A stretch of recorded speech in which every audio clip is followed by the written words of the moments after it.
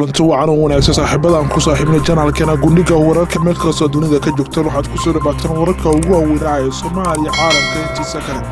qodobada wararkeena ugu waaweyn caaba waxaa ka mid ah xildhibaano ka tirsan baarlamaanka Soomaaliya oo wada mooshin ka dhan ah gudoomiye ku-xigeenka koowaad ee golaha shacabka waa imisa tirada mooshinkaas wada maxay sababta xiligan mooshin lagu keenay gudoomiye ku-xigeenka golaha shacabka waxaa salka ku haya mooshinkaas xoog buuxda ayaan kaga hayaa khilaaf xoogan oo ka dhex jira madaxtooyada iyo baarlamaanka iyo xildhibaanada bob mooshin ka keenay gudoomiye ku-xigeenka koowaad ee golaha shacabka qodobada kale wararkaas ku daawan doontaan waxaa kaloo qayb ka ah xog buuxda ayaan kaga haya sababta ku qasabtay in sarkaalkii ka tirsanaa ciidanka booliiska maanta muqdisho isku daldalay sidoo kalena qoyska sarkaalkaas waray ka soo saareen sidoo kale qoyska sarkaalkan maanta meedkiisa laga helay muqdisho waa ay beeniyeen in sarkaalka uu isdaldalay laakiin waxa ay xaqiijin in la dilin xog buuxda kaga haya sida falkaas u dhacay sababta ku qasabtay sarkaalka booliiska inuu isdaldalo waxaa kaloo warbixinadana qayb ka ah gudoomiyaha gobolka hiiraan waxa uu wajahaya xilka qaadis kadib markii eedan culus u jeediyey madaxweyne waare isagoo madaxweynaha ku eedeeyey qalqalgelin iyo weliba in gobolka uu waxba ku soo korin inta uu madaxweynaha maamulka hirshabelle wahaa waare warbixin dheer ayaan kaga haya arrintaasi qodobadaas iyo qodobo kale qayb ka ah Kenya oo weli xukumaysa dhalinyaro Soomaaliyeed kadib markii maanta maxkamad ku taal magaalada Nairobi ay kasoo hormuuqdeen xubno dhalinyaro ah oo ku jira aqoonyahan Busli qodobadaas kuma kale u diyaar garoob inaad daawato saaxiibayaal dawladda haddii aad nagu cusubtaa fadlan channelkeena ku soo biiro subscribe leh gambaleelkana furo si aad nala socoto mar walba qaybta hoose commentiga nagu rab aragtidaada weliba fariimaha gaarka si aan annagana halkan ugu soo bandhigno waxaan gudagalaynaa wararkeeni muqdisho waxaa ka soconaya olole xoogan oo mooshin lagu wado gudoomiye ku-xigeenka koowaad ee baarlamaanka Soomaaliya labadii maalin ee la soo dhaafay waxaa soo shaabaxay guux ku aadan ololaha mooshinka oo laga wado gudoomiye ku-xigeenka koowaad ee golaha shacabka Ibraahim Muude ayadoo ololahana oo haatan ka soconaya magaalada muqdisho waxaan ololaha u socdaa si hoose warar kala duwan oo aan helnay ila wareedo in lagu kalsoonaan karo oo isugu jira xildhibaano iyo siyaasiyiin ayaa inoo sheegaya in guuxan uu ka soo bilowday tan iyo markii baarlamaanka la horgeeyay sharcigii doorashooyinka kaasoo baarlamaanku ay meel mariyeen qaar ka mid ah xildhibaanada oo aan la hadalnay ayaa inoo sheegay in maalmahanba uu jiray guuxa mooshinka hase ahaatee aan si rasmi ah loo ogeyn heerka uu gaarsiisan yahay marka loo eego abaabulka oo aan hadda u muuqan mid xowli ah ka socda balse laga yaabo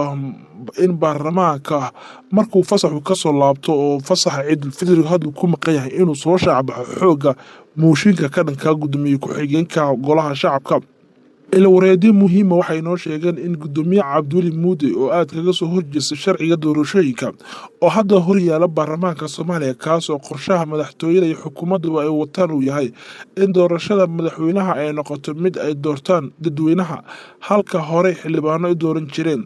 xildhibaano ku dhow madaxtooyada ayaa la sheegay in ay hormuud ka yihiin mooshinka la doonayo in laga keeno gudoomiye ku-xigeenka koowaad ee baarlamaanka Muude oo loo arko in caqabad uu ku yahay sharciga doorashooyinka aynay jiraan kala aragti duwanaansho asaga iyo weliba madaxda ee ku saabsan sharciga doorashooyinka ee bishii hore ee ansixiyeen golaha wasiirada Soomaaliya kadibna loo soo gudbiyay baarlamaanka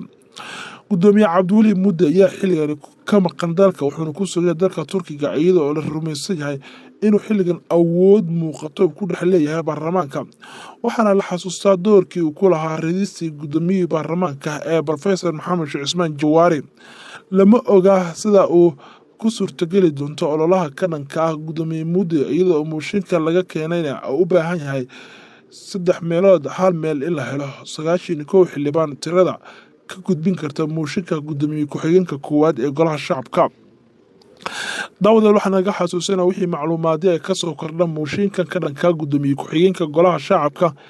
iyo wixii wararaya soo baxaba isla halkan janaalkeena ee gundhiga wararka ayaan kugu soo gudbin doonaa xog walba oo ku saabsan marxaladda siyaasadeed ee dalku marayay mooshinka ka dhanka gudoomiyaha iyo ololaha ay wadaan xildhibaano badan oo ka tirsan baarlamaanka Soomaaliya qaybaha kale ee wararkeena ku jirana waxaa ka mid ah sarkaal ka tirsan ciidanka booliiska ayaa maanta isdaldalay kadib markii la helay meedkiisa warar kala duwan ayaana ka soo baxaya xog buuxda ayaan kaga haya xogtaas ayaan markaan gudagali doonaa Cabdi Cali Said waxa uu ka mid ahaa sarkaal ka tirsan ciidanka booliiska waxa uu horey u ahaa taliyaha xerada maanta uu isku dilay ee lagu magacaabo Sheelare. Sababta ka dambeysay inuu isdilo ayaa ila xogaal ah waxay noo sheegeen inay isqabteen asaga iyo weliba taliyaha booliiska General Bashiir Cabdi Americo kadib markii uu ka qaaday xilka talinimada ee xerada Sheelare. Marxuumka Cabdi Cali Said waxa uu deganaa isla xerada oo uu ka ahaa gudoomiyaha. xilka ayaan rasmi ahaan laga qaaday bartamaha sanadkan. xilka qaadisiisa lagu sameeyay kadib waxaa soo baxay amarro ka soo baxay xafiiska taliyaha ciidanka booliiska oo lagu wargelinayo marxuumka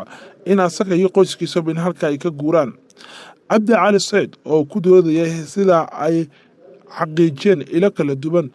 uu la socday doodiisa in taliyaha booliiska uu sheegay in aanu haysan meel uu dego isla markaana ay u dheer tahay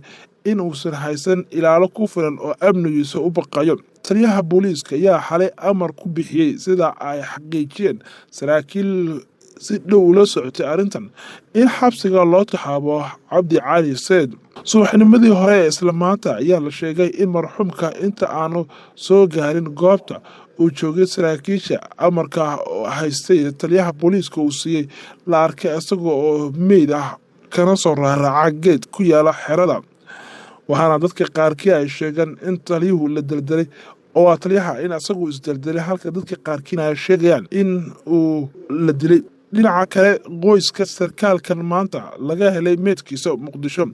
ayaa beeniyay in sarkaalkan uu isdaldalay. xaaska sarkaalkan ka tirsan ciidanka booliiska Soomaaliya oo la sheegay inuu isdaldalay ayaa beeniyay in seegeeda oo isdilay iyadoo ay sheegtay in la dilay. Deeqa Axmed oo ahayd xaaska sarkaalka la dilay ayaa sheegtay in xalay la soo wacay oo loo sheegay in dhulka ay degan tahay la dumin doono lana doonayo inay ka guuraan kadib xalay markii ay seexdeen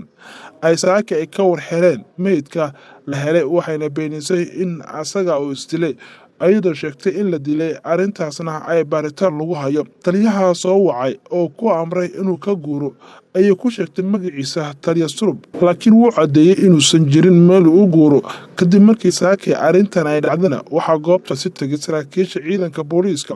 oo qoyska ku wargelay in ay aasaan sarkaalkan kiiskiisana baaris lagu samayn doono. hase yeeshee ilaa hadda kama aysan hadal taliska booliiska geerida gaashaala dhexe Cabdi Cali Said balse ciidamada booliiska ayaa u sheegay qoyska sarkaalkan geeriyooday inay baaris ay ku socto lana ogaan doono. qeybaha kale warkeena ku jiran waxaa qayb ka gudoomiyaha gobolka Hiiraan Yuusuf Axmed Hagar Yuusuf Dabageed ayaa ku eedeeyay madaxweynaha Hirshabelle Maxamed Cabdi Waare inuu ku fashilmay maamulka deegaanka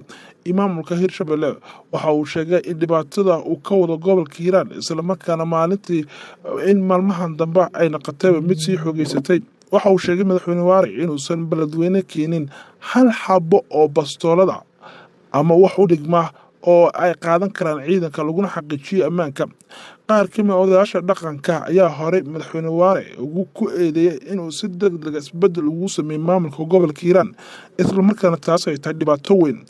madaxweynaha maamulka Hirshabelle ayaa tiro 4 jeer in ka badan baa isbedel ku sameeyay maamulka gobolka asagoo dhowr mar xilal kala duwan oo gobolkaasi u magacaabay. Yuusuf Dabageed ayaa eedeynta u jeedinayo madaxweynaha Hirshabelle dadka qaarkii waxay ku sheegeen inay tahay inay soo dhowda xilka qaadis la doonayo in qudhiisa lagu sameeyo oo shaqada laga eriyo. walow ma jirto wax wara ka soo baxay madaxtooyada Hirshabelle oo ku aadan eedan u jeediyay madaxweynaha